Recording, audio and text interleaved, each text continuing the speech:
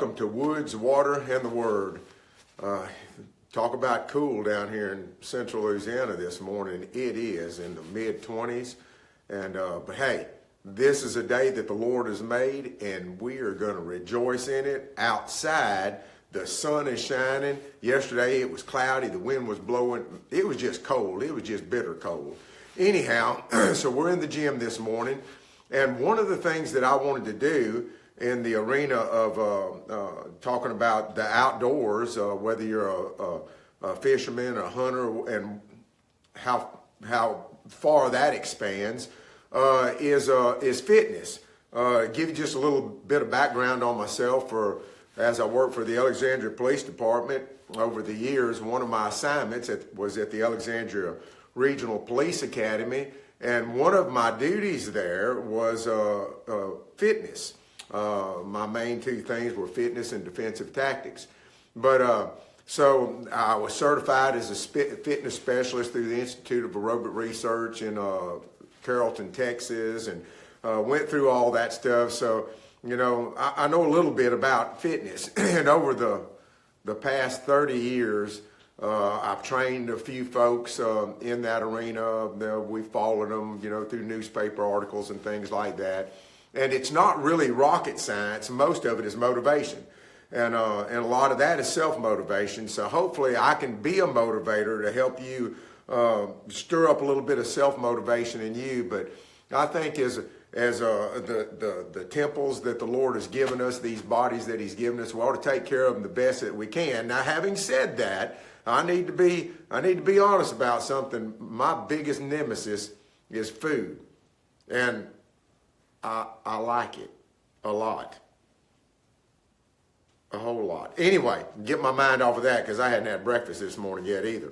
But anyway, I was thinking of what I would call this segment, and I think it's going to be called F.F.O.F.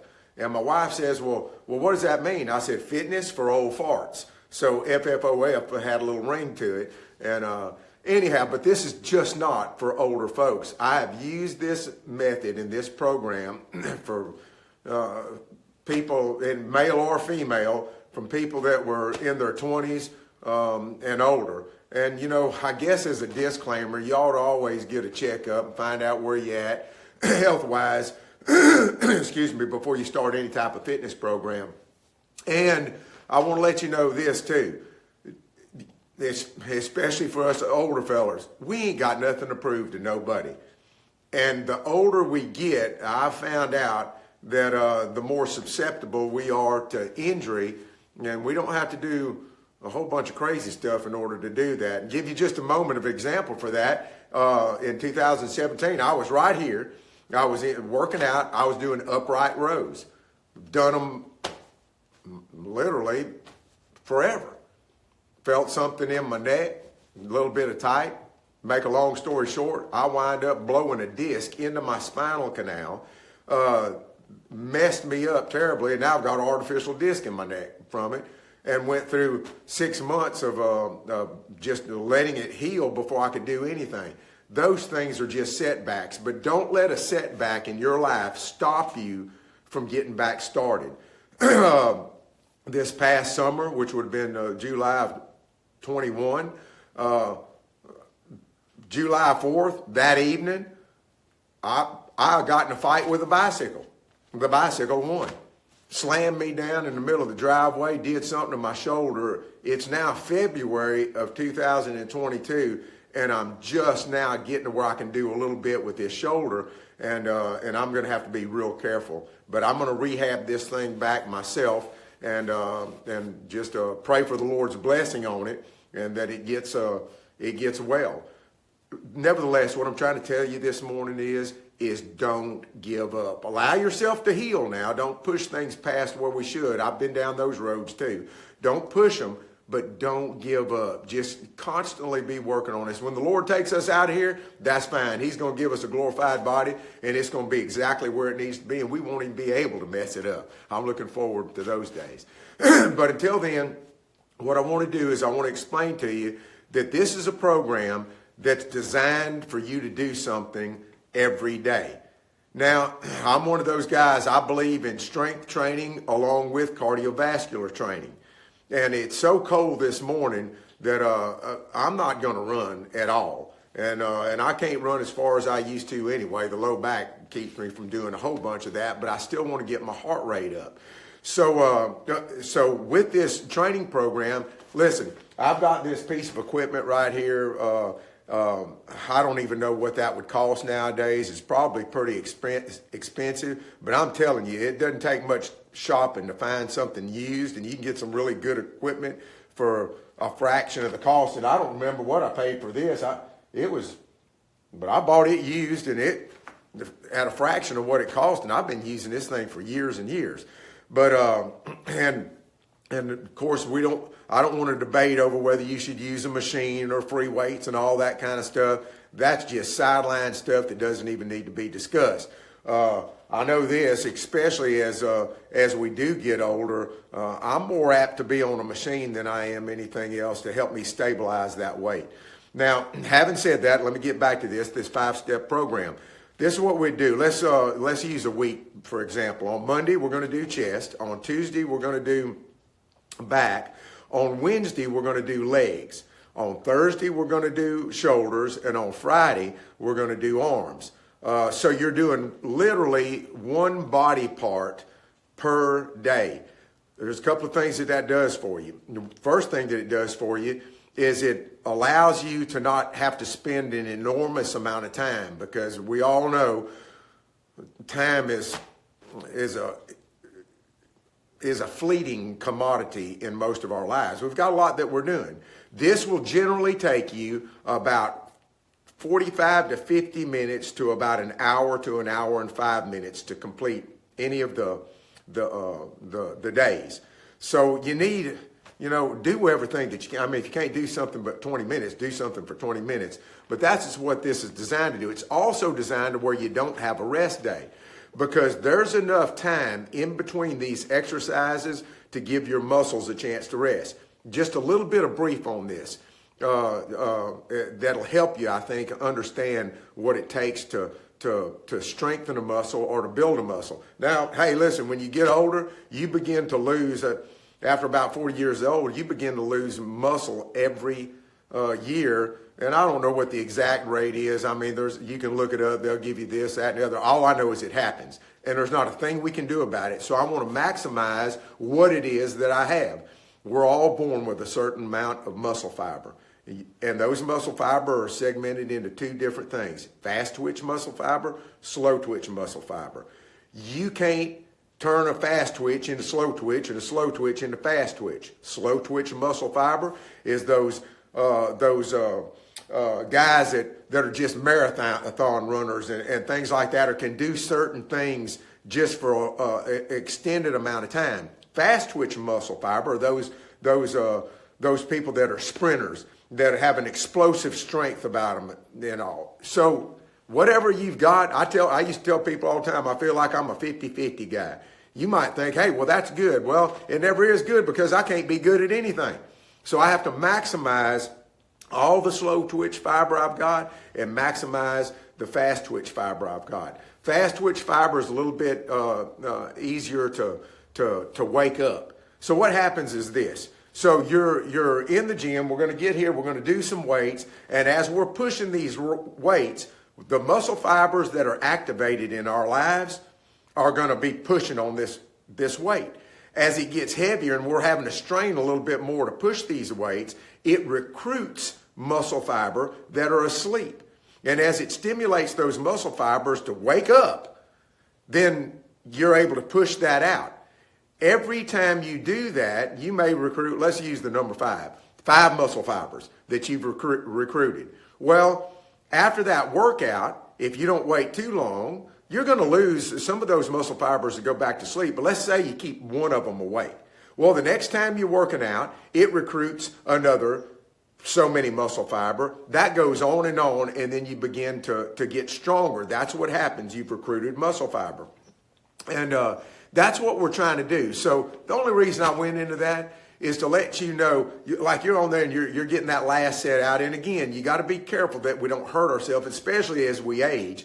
But as we get those last sets out, think about recruiting another muscle fiber. Those little guys going, wake up, we need help pushing this. Get it up. And then, the next day, a couple of them go to sleep. The other one's going, we need to stay awake. We might have to push that again. Something like that.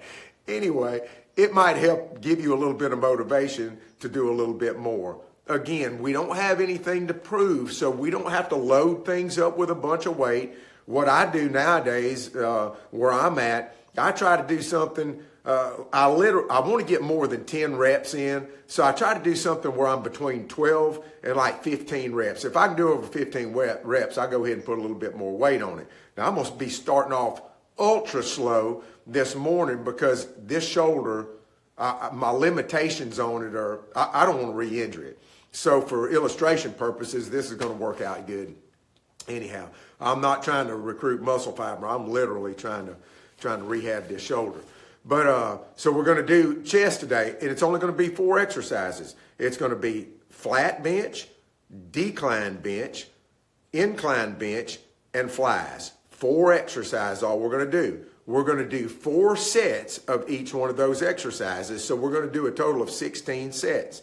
In between each exercise, we're going to do an ab, something to do with our abs. I do 2 different ones, basically, is what I do now. I do a hanging leg raise over here on this, well, it's not a machine, over here on this Roman chair. And then I do I'll show you all how I do it. Some modified crunches that I do. And I do those. So I'll start off with that. I'll do my 4 sets. Then I'll do another set of abs. Then four sets. And I go on through that. Now, what do I do in between each set?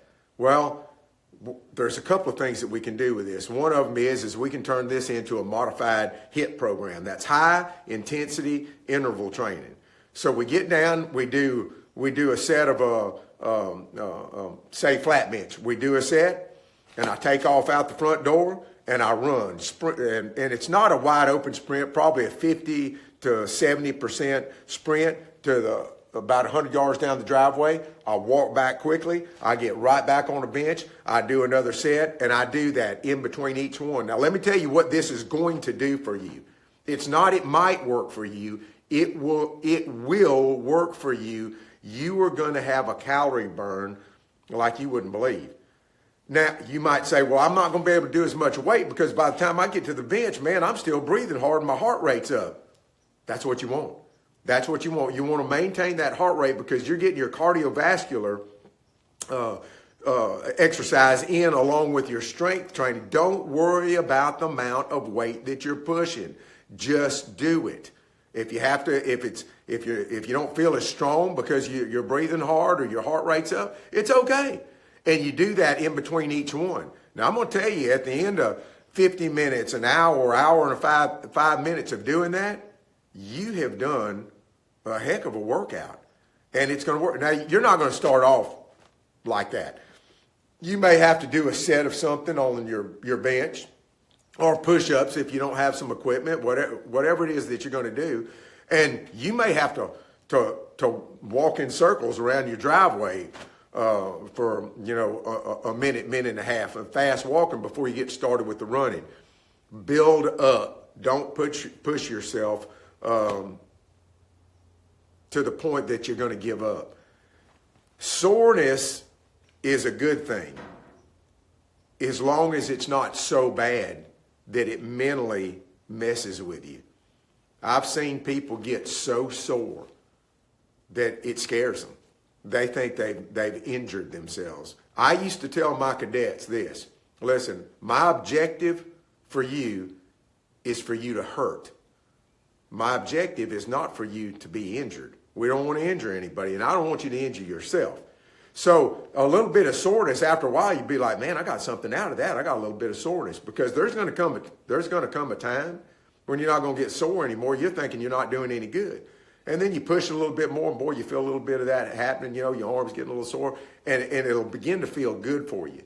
But don't worry about it if you're not sore later on. That means you're just getting really fit, and your muscles are used to working out. I'm telling you a lot this morning because I want to give you some motivation. I think I shared the other day, I'm 61, I'll be 62 this year. And I don't feel that way.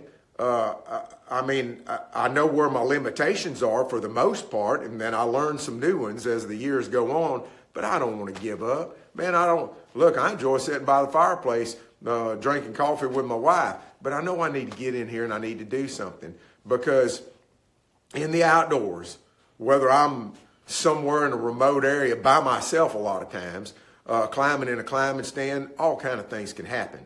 Lots of things can happen. But I at least want to have a fitness level where I'm able to pull or push myself. And I'm going to give some examples of some of those things as we get closer to hunting season. We're in February of the year now. But even in the arena of fishing, man, I'm telling you, you're fishing a tournament and you're fishing 7 or 8 hours, and I'm still enjoying this. I mean, I'm enjoying this a lot, and so I'm getting after it. At the end of the day, man, my back's hurting, my wrists are hurting, all kind. So if I didn't do anything, I probably wouldn't even be able to do it anymore. So that's the reason that I want to do this this fitness video. Now, man, I've been talking for 16 minutes, and there's some other things that I want to say. I'm going to break this down and go ahead and post this, like this, and then maybe tomorrow I'll start giving you some of the different exercises. They're elementary, y'all. It's not going to be something you haven't seen before, but I want you to watch what it is that I'm doing, and then you can adjust this for yourself any way you want to. The bottom line is get out and do something. Again, well, it's a neat day out there. Me and my wife, who I'm calling now my executive producer in training because she's learning how to put all this stuff together, we're going to be heading to Lake Darborn. Well, we're going to be headed to Monroe, Louisiana. Today, the Major League Fishing starts their tournament year off, the way I understand it. It's going to be on Lake Darborn. We're going to go up there. We're going to do a little bit of video, and I don't know if it's going to be anything interesting to put on the channel or not, but I suspect it might be. And today's her birthday, so I'm going to take her out to eat somewhere too. All right, we'll talk to y'all later. Thank you for watching Woods, Water, and the Word. And I want you to remember this. Give the Lord Jesus Christ the glory he deserves every day. Y'all listen, if it wouldn't be for him, I wouldn't be who I am. The only good thing about me is his spirit dwelling within me. And I praise his name for it. All right, talk to y'all later. Bye.